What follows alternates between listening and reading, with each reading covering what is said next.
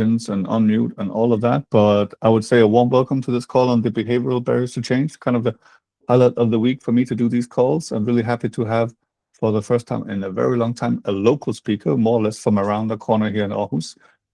Over to you, Nina. Thank you, Janus. And I've also been really looking forward to this today and to talk about the behavioral barriers to change. It's something that I really enjoy talking about behavior in many different ways. And if you have any questions, we'll take them afterwards. There will be time for questions as well. I've tried to make it kind of short. But yeah, let's just dive straight into it. Because as I see it, managing change is about really also understanding human behavior and how to change it. And I've thought to myself, why not use some of the knowledge we have from behavioral science to actually do that? So before we begin, I have a question for you. I guess most of you are on this call. Because of this question, it's, have you ever clearly communicated a change, yet seen people carry on as before? Maybe you've seen leaders communicate a change very clearly, and then still, yeah, I get like thumbs up now, but yeah, I think most people have seen this happen. And it is actually only about 1 out of 3 change initiatives that succeed. And I think that's quite low, unfortunately. And some of the things I think that's very interesting to look into is in all changes, we of course have a current state, we have some kind of transition and a future state. And I think very often companies and organizations tend to think about the technical side of change, making sure that systems are running correctly and understanding maybe technical aspects that needs to change and new softwares. But I think what's very, very important is also this people side. And we sometimes forget that. And the thing is that when we remember that there is this people side to the whole change, we very often tend to focus on the information that's missing and how we communicate it and how we communicate it clearly. But it is not always information that's missing. Because just because someone said something, maybe leaders said something to the employees, it does not necessarily mean that they heard it. And if the leader said something and the employees actually heard it, it does not necessarily mean that they understood it. And if they actually understood what was said and how this new change initiative is going to be, it does not necessarily mean that they accepted that that's how it's going to be. And if they reach all the way down to employees and people understanding this is the new change and they accepted that this is the way we're going, it does not necessarily mean that they're going to act on it. So there's a very long way from saying something to actually having people act on it. And I think it's a mistake most fall into. But understanding this about human behavior is very, very valuable. And it's also what many people call the knowing-doing gap, because information does not make us change on our own. I guess if that was the case, we would all probably be exercising more and stop smoking and all of these things if it was just for the information missing. So yeah, I think sometimes we spend just a little too much time on these beautiful looking PowerPoints in terms of well-formulated strategies instead of focusing on the human behavior. And there is this saying in behavioral science that people act their way into new thinking rather than think their way into new acting. So I think this shows in itself that if we act our way into a new way of thinking, we should be focusing more on the behavioral part and more on what is it actually that people are doing instead of trying to change their attitude towards it. I'm not saying that we shouldn't do that, but we sometimes forget that if you just start doing new things, then you will actually start thinking in another way and you'll actually start making stories of why you did it. So from my perspective, when people say change initiative, I'm thinking about a behavioral change, because someone must change behavior in order for a change to be successfully implemented. And as I always say, behavior drives people and people drive the results. So very shortly, I would like to just introduce you to some of the things I know and I find very interesting from the behavioral science about how you can work with behavior and how you can try to be very concrete when you work with change initiatives. Some of the first thing when working with behavior and changing behavior, the first questions we ask is, what is the desired behavior? So what is it exactly that we want people to do? I very often hear people say, oh, we want them to be more engaged, or we want them to lean more into the change, and it just stays in kind of like a high level abstract thing. Oh, we want them to, and then we say some fancy words and it doesn't really make sense. So we really have to go into being very specific when we say, what is the desired behavior? And we can make a little test on ourselves when we do this by asking ourselves, can I take a picture of someone doing this behavior? Because if you cannot take a picture of someone doing it, it means that you're not being specific enough when you are trying to change this behavior. So of course, when you've done that and you're sure this is exactly, and sometimes, in big complex change initiatives, there will be many different behaviors that needs to change. But I think it's just important that we get very specific on what it is. And then of course, when you are very specific then on what is the desired behavior, then the next question would be, and how to get there? How do we actually make people change behavior? So to put it very simply, when working with behavior, we always have an undesired behavior, we have a desired behavior, and then in between we have some barriers. And those barriers I find very, very interesting. And to just explain it with an example, this is a British example from a very cool team called the Behavioral Insights team. And they've been working on this project.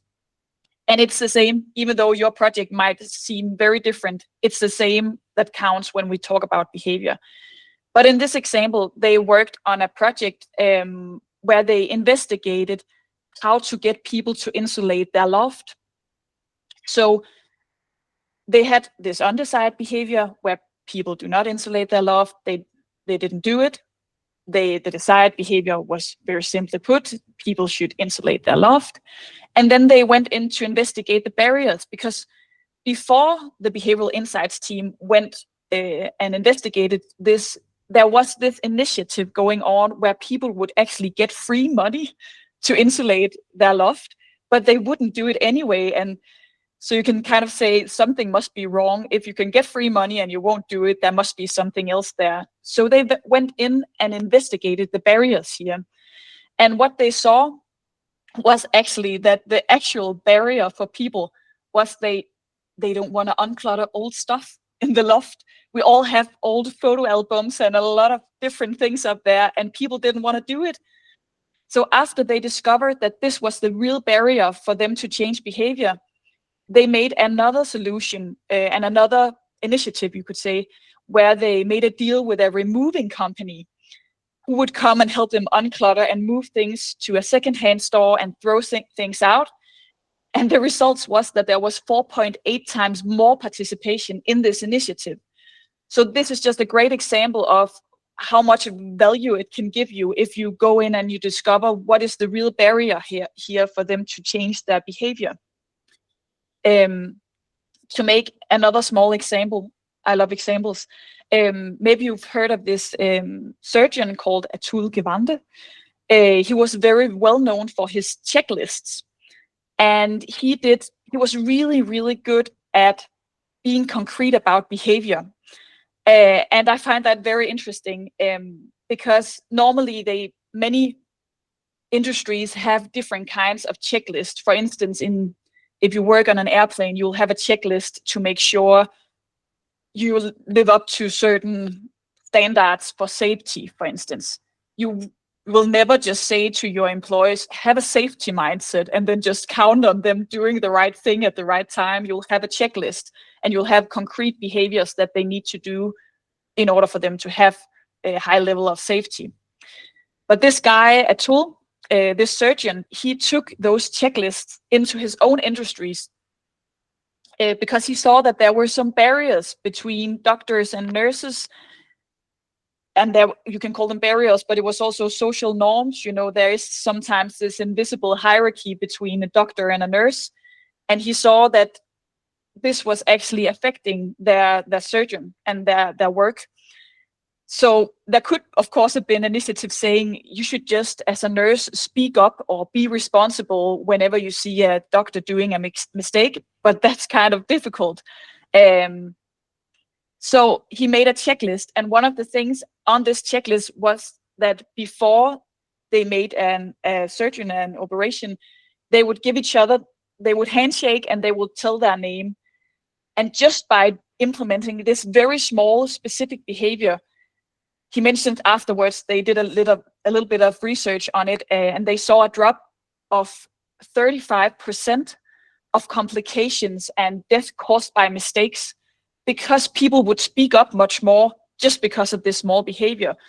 So being very concrete about what does it take to actually get people to talk.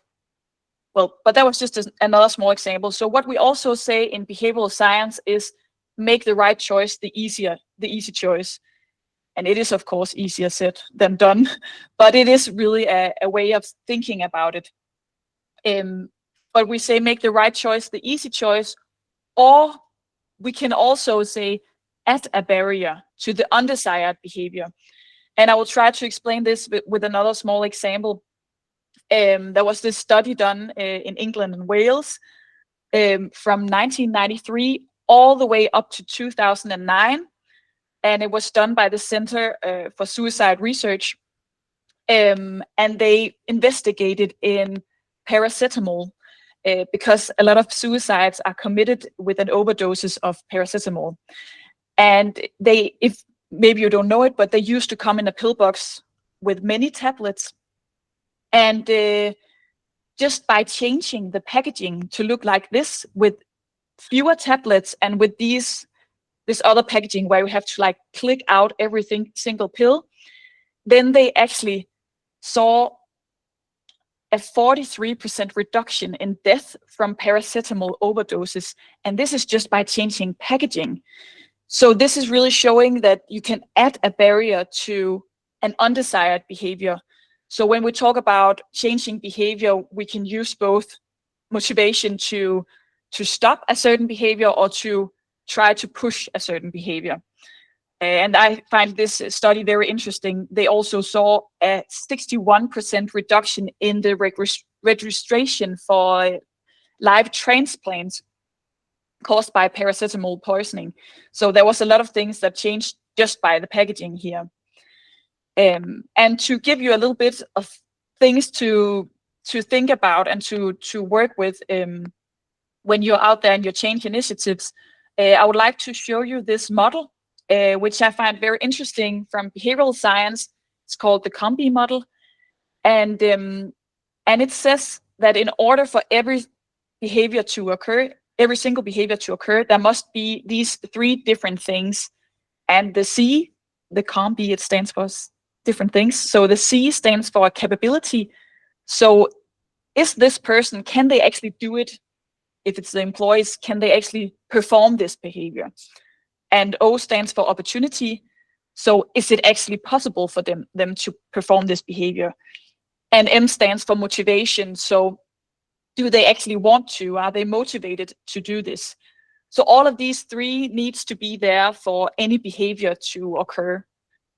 So just to elaborate a bit, when we talk about capabilities, we talk about both their physical and psychological capabilities of doing that behavior.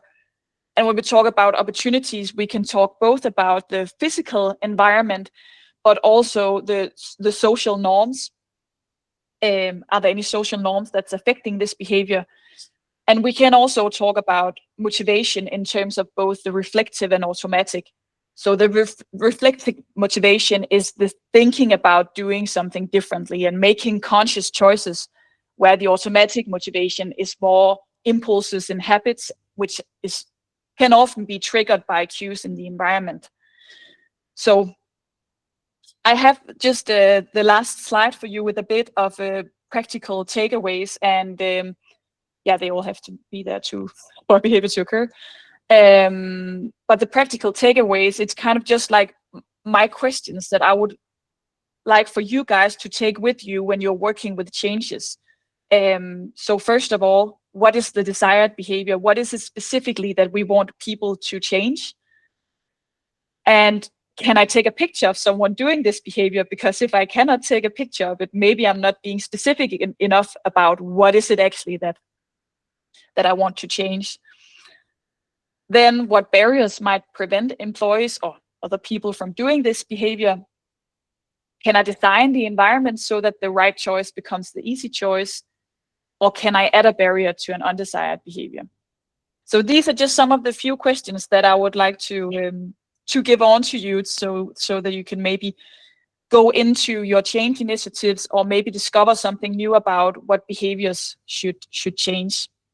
But I think for us to keep up with time, if you have any questions or anything, then please let me know and we can have a little discussion, or great examples are also very welcome.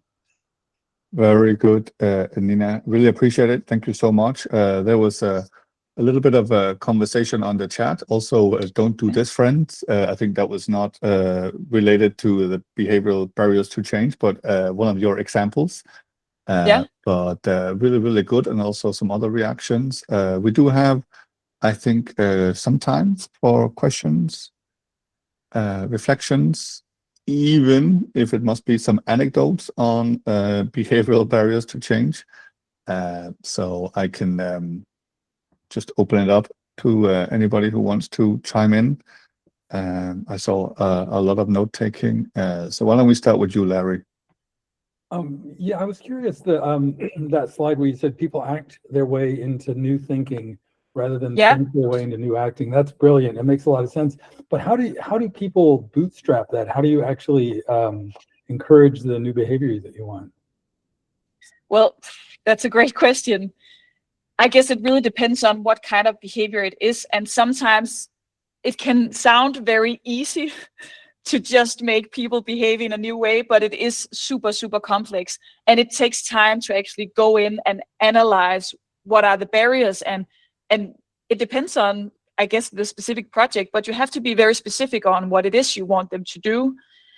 And then, of course, it depends, because I think most times there will be barriers. And I know that behavioral science is also very famous for the nudging.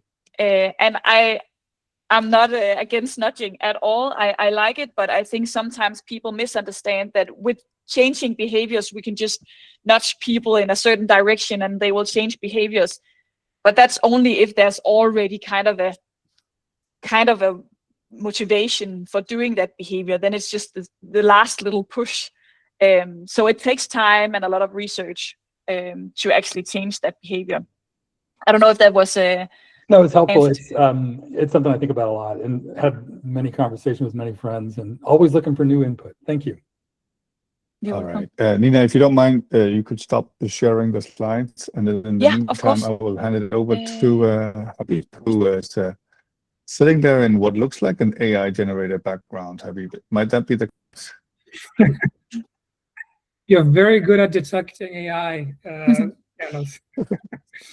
Well, thanks. Just wanted to be the first one on this call to say AI. Good. Well, Nina, thank you so much for these thought-provoking ideas on behavioral change. I think it resonated with all of us. Based on your experience with, the organization that are excelling at this, that are exceeding at this, is there something that they have in common, or are there any prerequisites, a certain structure, a certain vision, a certain type of leaders, where you see this is a commonality that makes them succeed in behavioral change or addressing, the point that you mentioned?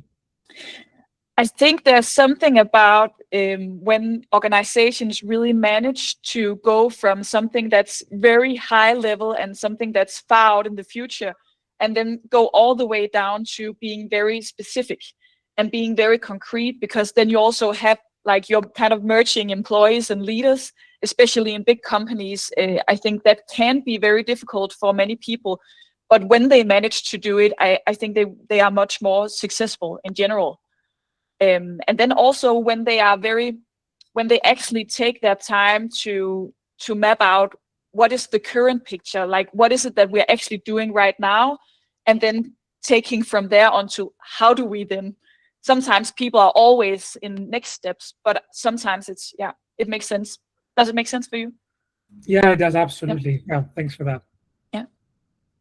One thing I wrote down on a more serious note than AI was this thing that you said, with a long way from saying something to acting on it. Yeah. Perhaps you can elaborate a little on it. I think that's eye-opening for everybody, regardless of being new in the workplace, but also if you have, like Larry and others on the call, 30, 40 years of experience, just recognizing this knowing doing gap, and that like you said in the opening, that it might actually not be information that's missing, but perhaps you can elaborate a little bit on these many steps from saying something to acting on it. Well, I think overall, I'm not saying that communication is super important, and it's really, really important to be very clear with that. But I think sometimes we think that that's the solution. It's actually the solution to have those just great PowerPoints out there, and we make posters and everything, and employee branding. But I think there are some things missing, and I cannot tell you that it's the same, and you can always go into a project with this specific method. That's now I've just shown you the Combi method as an inspiration for you guys. But I think it really depends, but it's just important to look at. Sometimes there are behavioral barriers. There might also be, it's often attached with emotional barriers. People have a lot of emotions towards change. And if you do not manage to capture your assumptions or your hypothesis around the emotions going on in all the employees and their everyday life, then the change will just not happen. So going into some of these steps of, do they actually understand what we mean when we say we should just all, I don't know, some very abstract, high level new strategy? Do they understand it?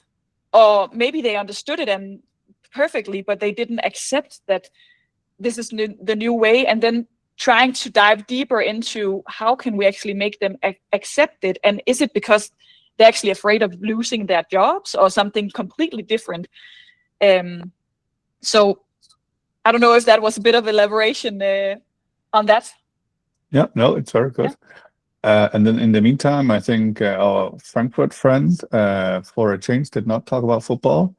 Hello, Olivier, yes. Would you mind elaborating on this? But I think can you're wearing only a jersey, right? give you like a first-hand experience. I've been working with Nina for like 2 months, because I felt that the current transformation that is happening through us and with us and beside of us or whatever, needs some kind of a new thoughts on that. So basically, people tend to use their own old patterns to solve problems, and that leads to new problems. And I thought I'm happy enough to see and to implement now with Nina together something that goes through, let's say, individual mentoring to group mentoring, and then to even go back even to individual mentoring, so that people understand what struck me most was actually about to get this, can I take a picture out of it? Gives you a very, very good explanation how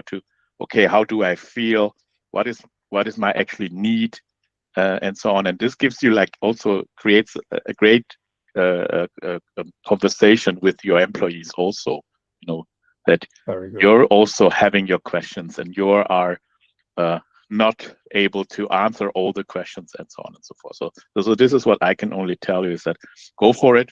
If you want to have somebody that goes with you through this time, I can only recommend that. And this is not a paid advertising. Thank you, Olivia. Since we have a rare instance of 2 Ninas on the call, Nina in Amsterdam, would you mind sharing perhaps 1 or 2 things that you took down as notes from this call? Yeah, I can. Maybe I'll just show it what I did. Yes, because I Wow. see you did this almost graphic facilitation, although that looks like a lot of letters. But perhaps you can take a photo and share it with me Yes, later if you don't yes. mind, Nina. Yeah, of course. Yeah, I think the example of the undesired behavior to desired behavior and then the barriers in between is so clear. And this example of having to clean the attic or the place is like, oh yes, I'm cluttering it. I can see this. I can feel it. Feel it. Yes. And I think indeed the going from it's been said to acting, that clear visual is also very clear. It all needs to be in place at the right time, in the right way, with the right communication as well, and only then it works out. So I think those two things really, yeah, I'm taking with me. Very, very glad to hear it. I think we're coming Thank up at the end. We managed to be on time. Really appreciate it. Thanks both Nina's, but also everybody else who contributed to this call, in particular to you, Nina, for the slides and the examples. I think that's all we had. To be continued, keep the conversation going. I think if anything, this is also a good reminder that there are some friendly people here willing to help each other. If you're facing similar challenges, reach out and let's keep the conversation going. Thank you, Nina. I think you have now deserved to go out in the rare sun. Enjoy it. You Thank too. you. Thank you. All right. Thank you, everybody. Thank you. Thank you. Thank Bye. you. Bye-bye. Bye now.